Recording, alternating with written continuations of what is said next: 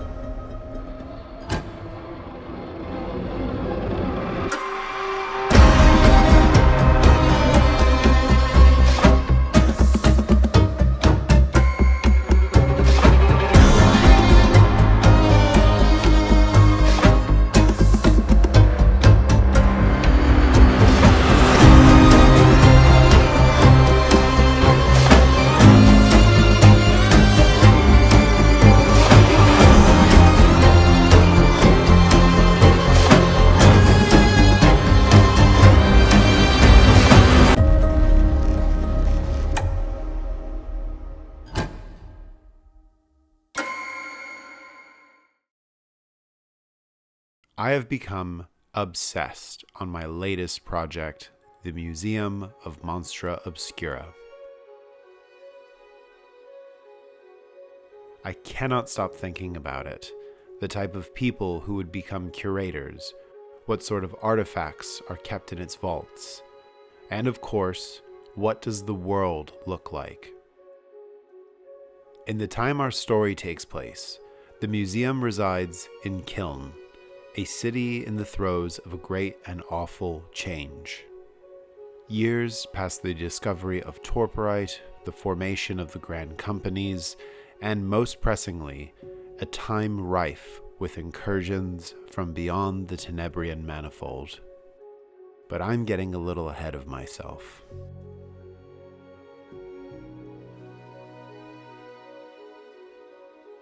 Lately, I've been an advocate for getting offline and going outside to find inspiration for your craft. It may not be the most expansive or efficient way to generate ideas, but it is handy for B-roll. My adventures took me around Manchester to appreciate the varied and storied architecture. I found a guide of some of the oldest buildings and just walked the city, picking out some interesting locations to get the ideas flowing.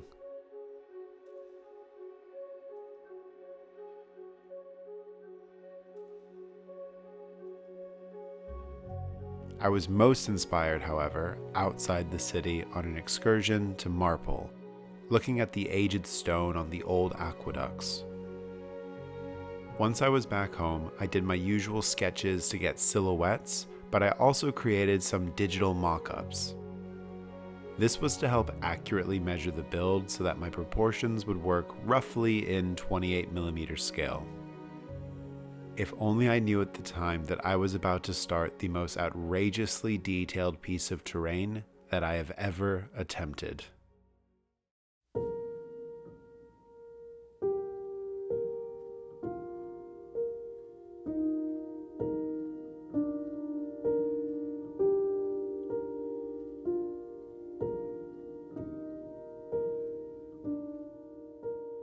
With designs and ideas flowing freely, and a member of the Court of Gren to help with scale, I could start fabricating the core of our aqueduct. In my hoard of scrap material, I have MDF from discarded picture frames, which is soft enough to cut into shape with a hobby knife. MDF is easy to acquire, much stronger than making buildings out of cardboard, but also light enough that if you want to travel with your terrain, it won't be too much of a burden. In planning, I decided to make my life easier by having the aqueduct split into 2 segments. This would also give me some options for modularity, which I hear is a good buzzword for video engagement. Once the initial shapes were glued together, I then moved on to adding some fun details. These features need to be glued on ahead of time to make sure they are reseated into the surrounding brickwork that was yet to come. A quick note about the hand-sculpted door that leads you into the tower. I did this off-camera on one of my excursions to the Victoria and Albert Museum. It is a study of a 16th century doorway which I liked so much that I molded and casted it, so that I could include it in future builds, trades, or just give them away. On a wood handle, I also sculpted a faux oculus to decorate the aqueduct. I should have done this directly on the tower as it was damaged during the transfer, but I like that as part of the story, that this piece of architecture has been built on and has been sort of kit-bashed over time. Taking more inspiration from Manchester, I added a builder's mark in the form of a flower, as well as scratch building a huge vent using a plastic bottle rim and cardstock.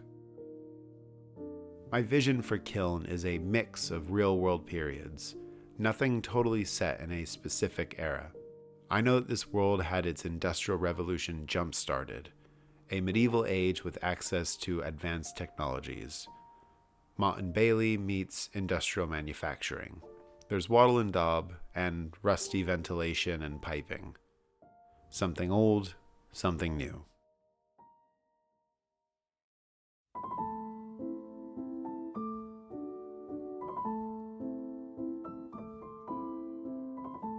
Some years ago, I stumbled across the Domus project, and I've always wanted to try my hand at making a miniature building following their Instructables guide.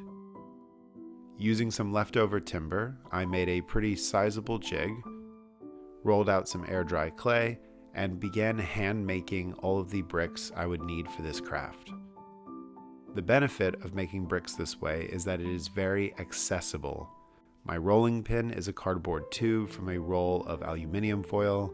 The jig is made of scrap timber, balsa strips, and glue. And your local art store always has air-dry clay. There's no shop near me where I can pick up XPS foam, and even if I could, I don't have a hot wire tool or the patience to constantly use fresh blades. So many of the tips and techniques I find online are about maximizing your hobby, to build things as fast as possible, which I can see some merit to when you're trapped in the release cycle, but I like to hobby, and I like to do it in my own time. The next time you need to tackle a big project, think about the process rather than the product. With the first of several pallets of brick ready to go, I set out gluing on each row, one by one. Any PVA or school glue will do the trick here.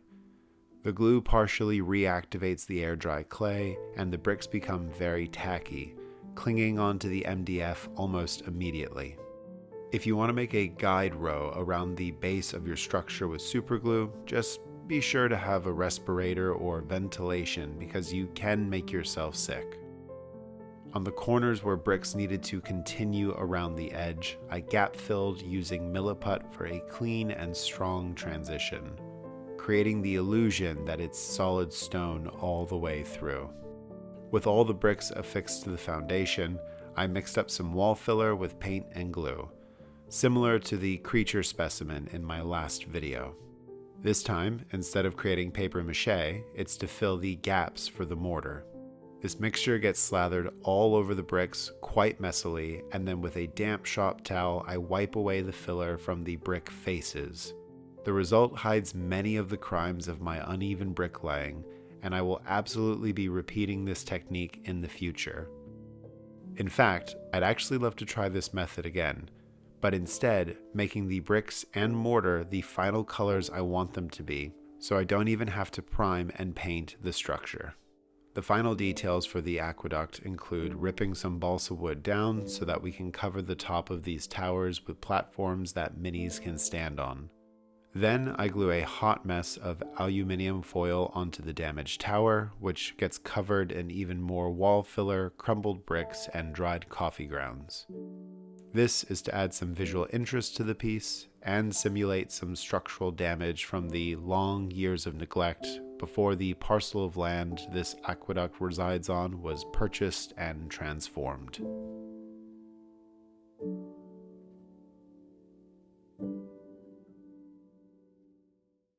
While building this miniature is a slow, solo endeavor, the lore and world building for Monstra Obscura is a collaboration with my community, the Coven.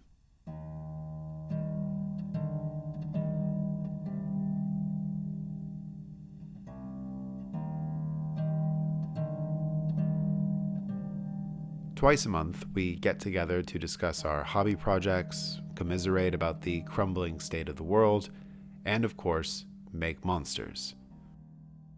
So when discussing a clandestine group of curators who regularly put themselves in danger from extraplanar threats, one has to wonder, where do they drink? Continuing with MDF for the structures of the pub, I lined the appropriate edges with more balsa wood, and then selectively glued in some small bricks for future detail. Originally, I had plans for more industrial machinery. I even started junk building a small distillery for some bootleg spirits. But it didn't feel correct for the build, and there will always be more time to explore the city. Furthermore, since the buildings aren't permanently attached to the aqueduct, I can always make some new terrain to modify each of the towers. Something I missed early on was how deep the balsa wood support beams are. While they aren't massive by any means, if I had cut them in half, I wouldn't have needed to spend as much time filling the gaps with wall filler. The 2 passes on each building added some weight, which is nice. However, it also added unnecessary time to a project that was already pretty ambitious to begin with. I've made some terrain over the years, and some pretty big pieces at that, but never anything quite this large and detailed at the same time. As I stumble through this process, I'm garnering new skills for crafting miniature buildings, but also discovering the look of the city, the aesthetics, if you like. So I'm not really making mistakes, just finding opportunities to learn.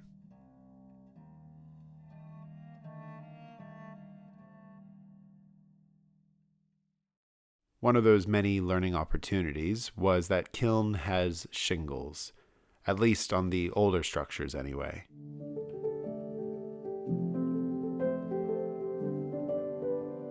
Card and paperboard are used to build out the rafters, but the wooden shingles are done just like the bricks from before. Rows are ripped from strips of balsa, and then shingles are cut down, one at a time, over and over and over and over and over and over and over.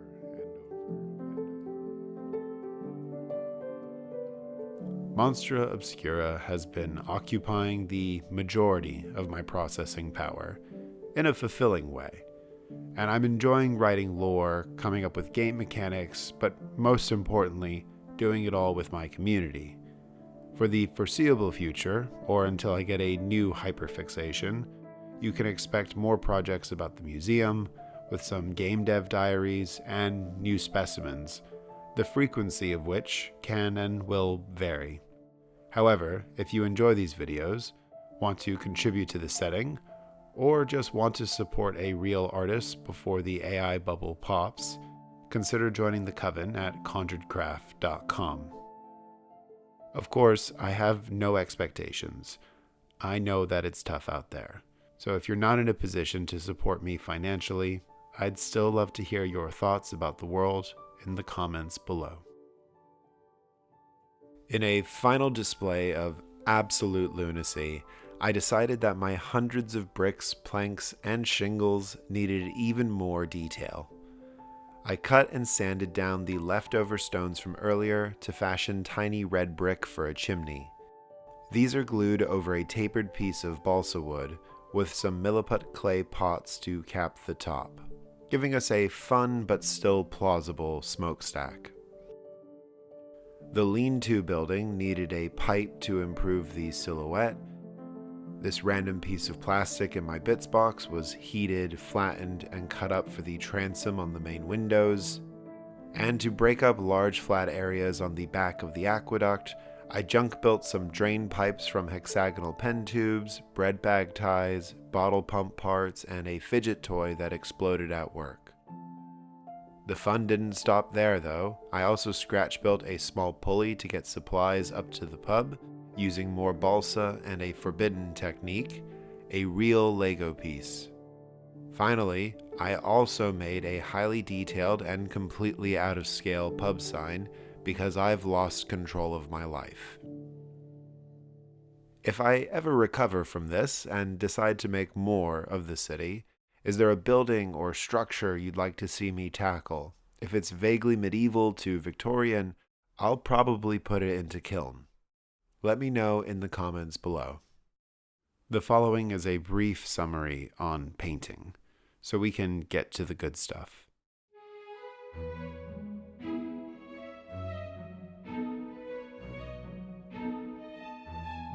The entire model gets a coat of black paint and glue, a sort of varnish to protect all of my brickwork and pay tribute to the black magic crafting gods.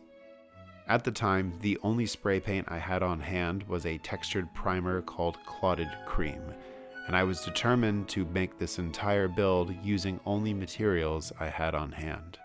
This, however, turned out to be the perfect base for painting my stonework later on.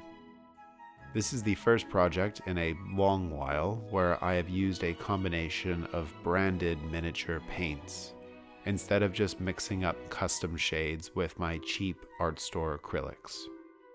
I received a few technical paints and some other freebies last year, so I thought I might give them a go to help me make up for lost time on my workflow. While the painting process was fairly painless overall, I don't know if I'm totally converted yet. I will admit, though, this is some of my best work to date, and it would be unfair to say the paints didn't help. The one effect I didn't accomplish is the torporite staining I want on structures. In the world of Monstra Obscura, torporite is a relatively new and incredibly potent fuel source for industrial expansion. I know that the smog clouds have an iridescent quality to them, a miasma of violet and teal that clings onto the buildings within kiln. There's some specialty paints I'm looking into, color shifts and the like, which I'll probably explore in a future video. If you have suggestions, you know where to leave them, or if you make specialty paints, feel free to get in touch. Once I know exactly what I want this effect to look like, I'll let you know and update the model. Finally, in a very rare turn for me, you can find a write-up of all the paints I used in the description of this video.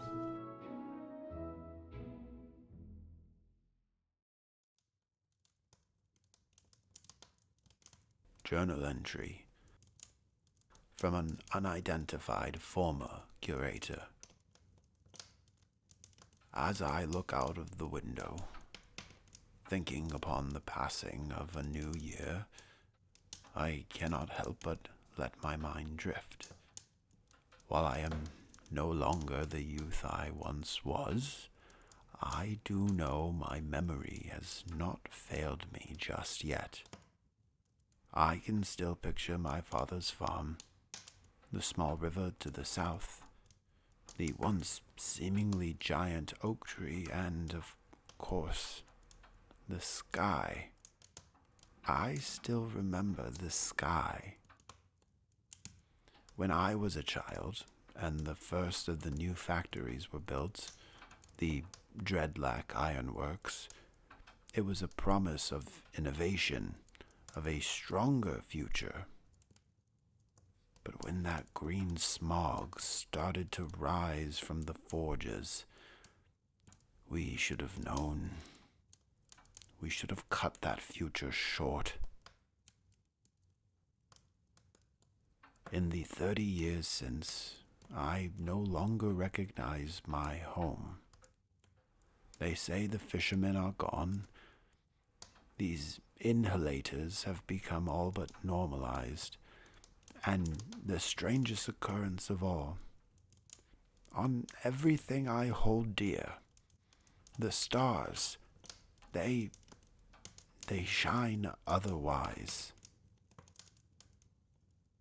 I must, however, rail against that despair, as my night is beginning with the grim work laid out before me.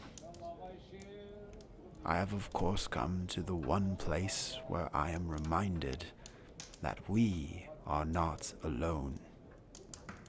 Here, sat by a warm fire, my glass filled with strong spirit, I find myself in the company of the laborers ending their shift.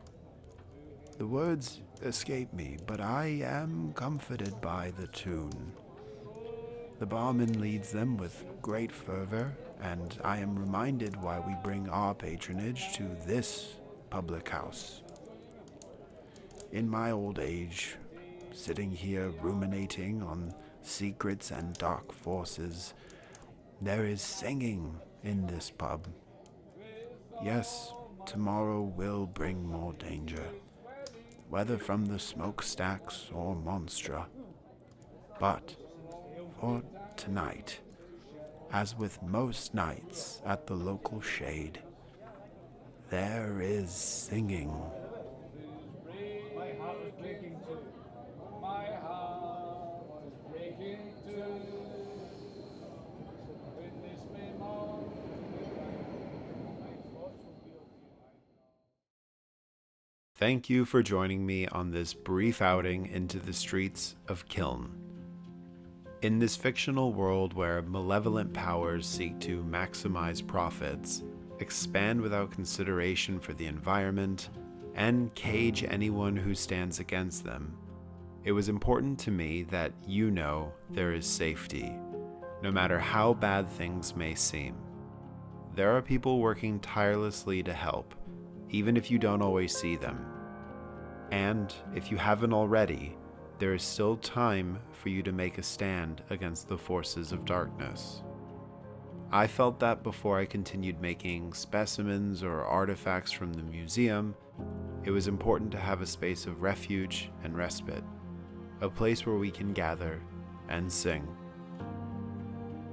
If you found even parts of this video inspiring, you could use these techniques to make terrain for Necropolis, Mordheim, or any of the other games I'm going to put in the hashtags of this video.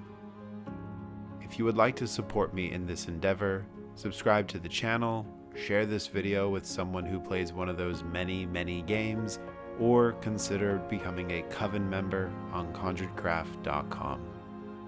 Thank you for watching this video. I am so happy you're here. Until next time, I'll see you soon.